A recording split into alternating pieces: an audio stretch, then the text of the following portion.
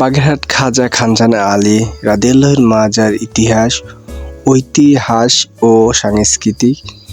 আসসালামু আলাইকুম এভরিওয়ান, আশা করি সবাই ভালো আছেন। বাগেরহাট ঐতিহাস ও আধ্যাত্মিক এক অনন্য নিদর্শন ও বাগেরহাট খাজা খানজান আলী রাদিয়াল্লাহুর এর মাজারে আপনাকে জানাই স্বাগত।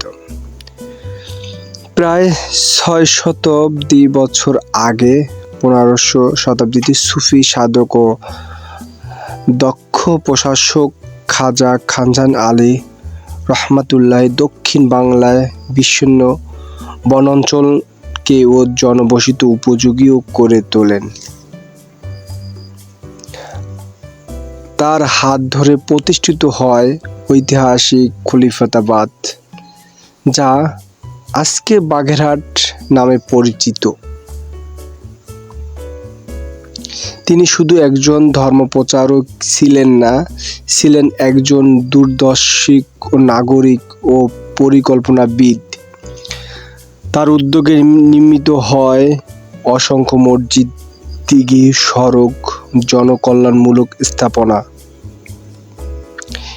এর মধ্যে বিশ্ববিখ্যাত ৬০ গম্বুজ মসজিদ আজও তার কর্মের উল্লেখযোগ্য সাক্ষী হয়ে দাঁড়িয়ে আছেন। ১৪৫৯ সালে তার ইন্তেকালের পর বাগেরহাট নির্মিত হয় সমাধি, যা বর্তমান খাজা খানজান আলী রহমাতুল্লাহ এর মাজার পরিচিত। প্রতিদিন দেশের বিভিন্ন প্রান্ত থেকে অসংখ্য মানুষ এখানে জিয়ারত করতে আসে এবং ইতিহাসের অনুভব করতে আসেন। মাজারের পাশে রয়েছে একটি বিশাল দিঘি। এই দিঘিতে কুমিরগুলো নিয়ে রয়েছে নানা লোককথা ও কিংবদন্তি, যা দর্শনার্থীদের কাছে বিশেষ আকর্ষণ। প্রতি বছর উরুস উপলক্ষে হাজার হাজার ভক্ত দর্শনার্থীরা সমাগম মুখর হয়ে ওঠে পুরো এলাকায়। ধর্মীয় সম্প্রীতি, ঐতিহাসিক গুরুত্ব এবং স্থাপনার সৌন্দর্য ও স্থাপনাকে দিয়ে এক অনন্য মর্যাদা।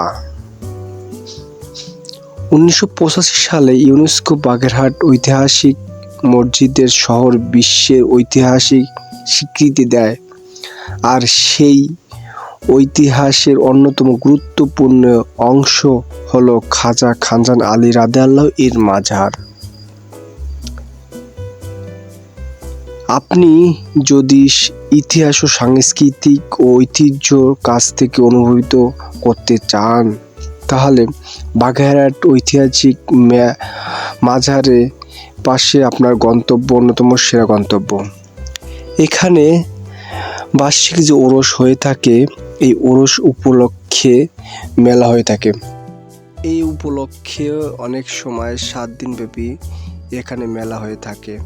এখানে স্থানীয় যারা ফকির আছে, তাদের দূর দূরান্ত থেকে ভক্তবৃন্দদের জন্য বিভিন্ন রকমের তাবারাক তাদের আয়োজন করে থাকে এবং অনেক সময় দেখা যায় এখানে অনেক ভক্তবৃন্দুরা বিভিন্ন রকমের মানত করে থাকে, যেমন গরু, ছাগল, হাঁস, মুরগি বিভিন্ন প্রকারের তারা মানত করে থাকে।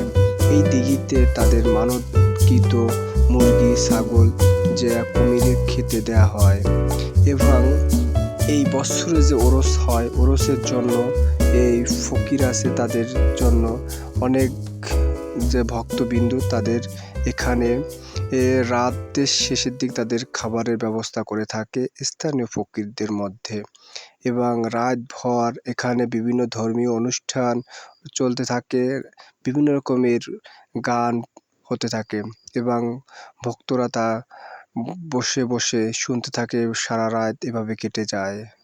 ধন্যবাদ।